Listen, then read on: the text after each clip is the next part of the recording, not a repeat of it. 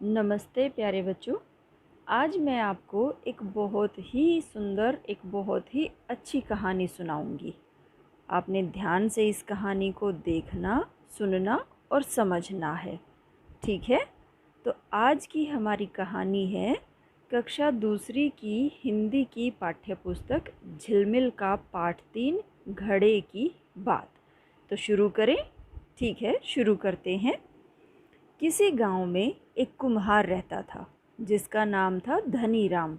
गांव के लोग उसे धनिया कहते थे। वह मिट्टी के तरह तरह के बर्तन, खिलौने आदि बनाता था। एक दिन उसने एक बड़ा सा घड़ा बनाया। उसे सुंदर बेल बूटों व रंगों से सजाया। घड़ा बहुत सुंदर बन गया। धनिया अपने बनाए हुए घड़े को देख देख कर बहुत खुश हो रहा था। उसे देखते देखते वह सो गया।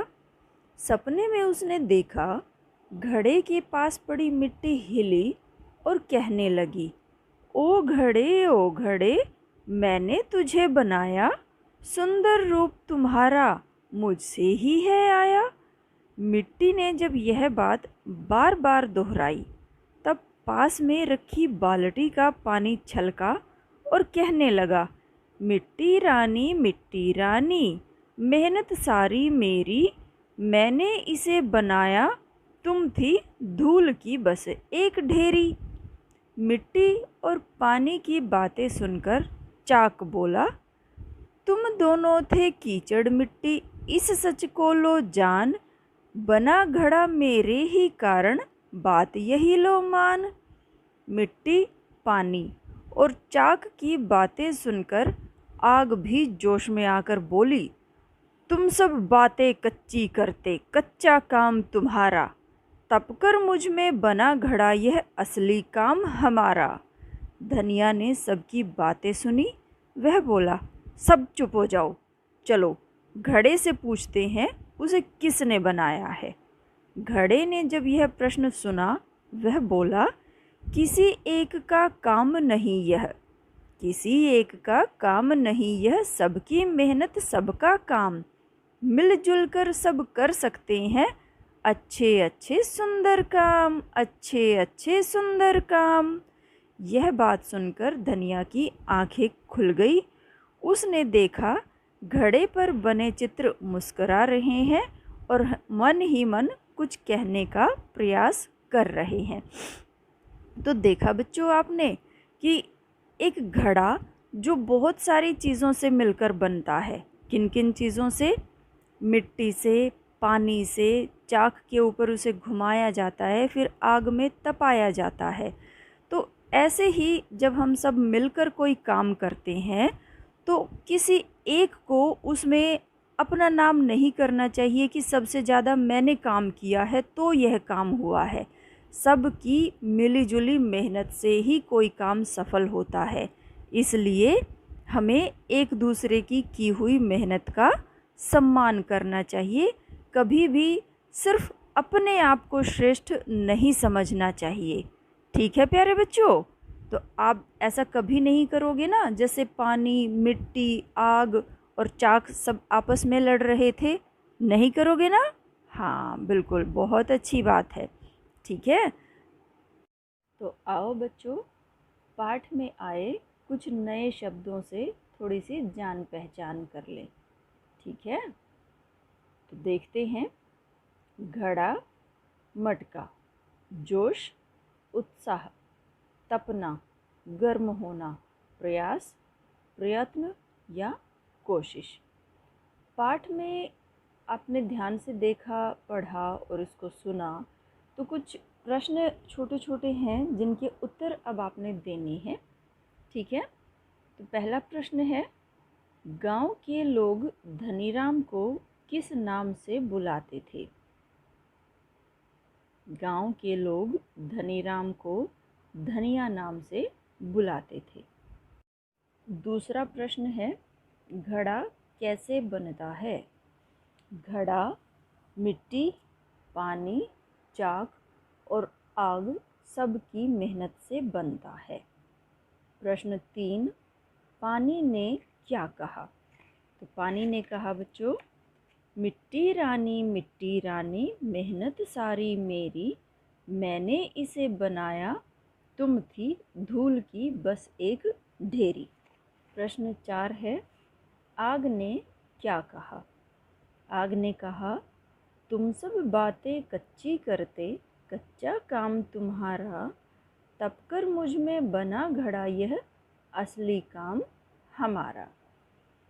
और अब आपने क्या करना है कि जो नीचे ये वाक्य दिए हुए हैं उनके नीचे कुछ शब्दों के नीचे एक लाइन लगी हुई है।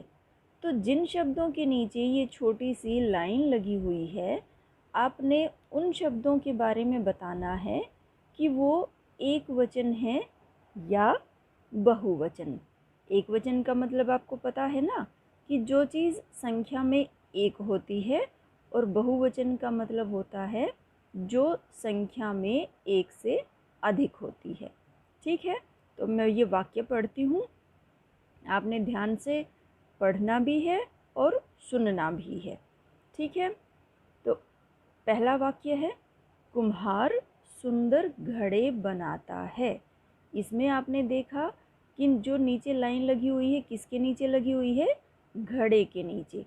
तो घड़े शब्द को आपने बताना है कि यह एक वचन है या बहुवचन है। आप इसको कौन से घड़े में डालोगे? एक वचन वाले में या बहुवचन वाले में? दूसरा वाक्य है, लड़की झूला झूल रही है। अब लाइन किसके नीचे लगी हुई है? लड़की शब्द के नीचे लाइन लगी हुई है। तो आपने इसके लिए बताना है कि लड़की शब्द एक वचन है या बहुवचन। अगला वाक्य है, पेड़ पर चिड़ियाँ चहक रही हैं। अब आपने चिड़ियाँ शब्द के लिए बताना है कि यह एक वचन है या बहुवचन है। अगला वाक्य है, मुझे रंगीन चित्रों वाली पुस्तकें अच्छी लगती हैं। यहाँ आपने पुस्तकें शब्द के लिए बताना है कि यह एक वचन है या बहुवचन। अगला वाक्य है, घोड़ा हरी घास चाव से खाता है। घोड़ा शब्द कैसा है? एक वचन या बहुवचन? इन सब के बारे में आपने बताना है। आपने सारे वाक्यों को ध्यान से पढ़ा और समझा। और अब यहाँ हम देखते हैं कि कौन से घड़े में कौन कौन से शब्द आए हुए हैं। एक वचन के घड़े में कौन कौन से शब्द आए हैं? लड़की और घोड़ा। और बहुवचन के घड़े में कौन कौन से शब्द आए हैं? घड़े, चिड़ियाँ, पुस्तकें।